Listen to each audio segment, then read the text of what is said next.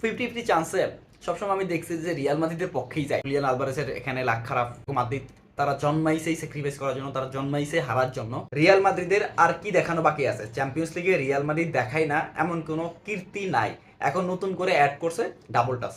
Double touch হচ্ছে গতকাল রাতে আমরা জানি, সবাই জানি যে চ্যাম্পিয়ন্স লিগের রাউন্ড অফ 60 চলতেছে এবং সেখানে অ্যাথলেটিকো মাদ্রিদ এবং রিয়াল মাদ্রিদের ম্যাচ চলতেছে এবং এই ম্যাচের নাটক শুরু হয়ে যায় ফার্স্ট প্রথম মিনিট থেকেই, যখন অ্যাথলেটিকো মাদ্রিদের হয়ে গ্যালাগার 1 মিনিটে গোল দিয়ে দেয় এবং তখন থেকে বোঝা গেছে যে এই ম্যাচ সিমিওনে নিজের মতো করে কন্ট্রোল করবে।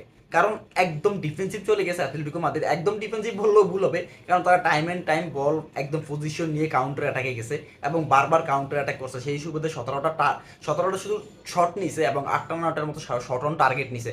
এই ম্যাচে রিয়াল মাদ্রিদের চাইতে অ্যাথলেটিকো মাদ্রিদ ফার এগিয়েছিল এবং সেটা ফার্স্ট লেগও এবং সেকেন্ড লেগও। দুই লেগ মিলে যদি বলা হয় যে কেউ যদি ডিজার্ভিং উইন হয়, বেটার ফুটবল খেলে গেছে, তাহলে সেটা হচ্ছে অ্যাথলেটিকো মাদ্রিদ। তবে বেটার ফুটবল খেলবেন আপনি আর জিতবে রিয়াল মাদ্রিদ, এবং রিয়াল মাদ্রিদ চ্যাম্পিয়ন্স লিগে নতুন কিছু কীর্তি করবে না এবং তারা রাউন্ড অফ 8 সেমিফাইনাল ফাইনাল খেলবে না, তা হয় না।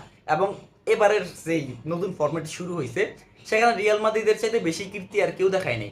রিয়াল মাদ্রিদ প্রথম 4 ম্যাচ না 5 ম্যাচ না 6 ম্যাচ পরে, আমি যতটুকু মনে পড়তেছে, তারা তারা তারা 24-এর বাইরে ছিল। যে 24টা দল সেমিফাইনালের বা সেমিফাইনাল বলতেছি পরবর্তী রাউন্ডে আসবে, তারা ওইখানে ব্যাটেল করতেছিল, রেলিগেশন হয়ে যাবে। সেখানে রেলিগেশন বলতেছি যে বাইরে বের হয়ে যাবে চ্যাম্পিয়ন্স লিগ থেকে, সেখান থেকে তারা 12-13 নম্বরে শেষ করে। তো এই চ্যাম্পিয়ন্স লিগের নাটক শুধু রিয়াল মাদ্রিদ দ্বারাই সম্ভব, কারণ রিয়াল মাদ্রিদ যে নতুন আরেকটা কিছু আবিষ্কার করছে সেটা হচ্ছে যে পেনাল্টিতে ডাবল টাচ বলতে যে কিছু আছে, সেটা আমি অ্যাজ এ ফুটবল ফ্যান বা এই যে ভিডিওতে কথা বলার সাহস করতেছি, আমি প্রথম জানি যে হ্যাঁ, যে ডাবল টাচ হইলে নাই। আমি যখন ম্যাচটা দেখতেছিলাম, পেনাল্টি হইতেছিল, হুলিয়ান আলভারেজ যখন গোল দিছে, আমরা তো মহা খুশি, কারণ আমি অ্যাজ এ বার্সা ফ্যান আমি চাইবো যে রিয়াল মাদ্রিদ বাদ হয়ে যাক। আর চ্যাম্পিয়ন্স লিগ যেহেতু আমাদের একটা ভালো অবস্থান আছে, আমরা চাই রিয়াল মাদ্রিদ বাদ হয়ে যাক এবং আমাদের একটা ভালো অবস্থান হোক।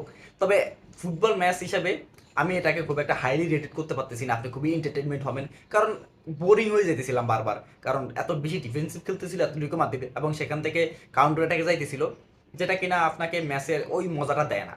তবে হ্যাঁ, অ্যাথলেটিকো মাদ্রিদ বেটার খেলছে, সেটা রিয়াল মাদ্রিদ থেকে। রিয়াল মাদ্রিদে যদি উল্লেখযোগ্য কেউ খেলে বেটার, সেটা আমি মনে করবো যে একমাত্র জুড বেলিংহাম আমাকে ইমপ্রেস করতে পারছে। আদারওয়াইজ আর কোনো রিয়াল মাদ্রিদের ওরকম প্লেয়ার আমার খুব একটা বলে না, যে বালবার্দে হোক, সেটা এমবাপ্পে হোক, ভিনিসিয়াস জুনিয়র তো পেনাল্টি মিস করেই দিছে। আর কি বল, ম্যাচ তো ওইখানেই শেষ হওয়ার কথা ছিল, কিন্তু না, কিন্তু তারা নাটক করে জিতবে। কি করার, নাটক করতে দেন, করুক। রিয়াল মাদ্রিদের কাজই হচ্ছে নাটক করা। এই যে ডাবল টাচ, যেটা বললাম, আমি নিজেই জানি না ডাবল টাচ হয়েছে। পেনাল্টি চলতেছে, হুলিয়ান আলভারেজ গোল দিয়েছে, আমরা জানি যে 2-2, কিন্তু পর যখন স্কোর শিট দেখাইতেছে তখন আমি দেখতেছি ওইখানে একটা ক্রস দেওয়া, হুলিয়ান আলভারেজের গোলটা বাতিল হয়েছে। তো অ্যাজ এ হুলিয়ান আলভারেজ আমরা সব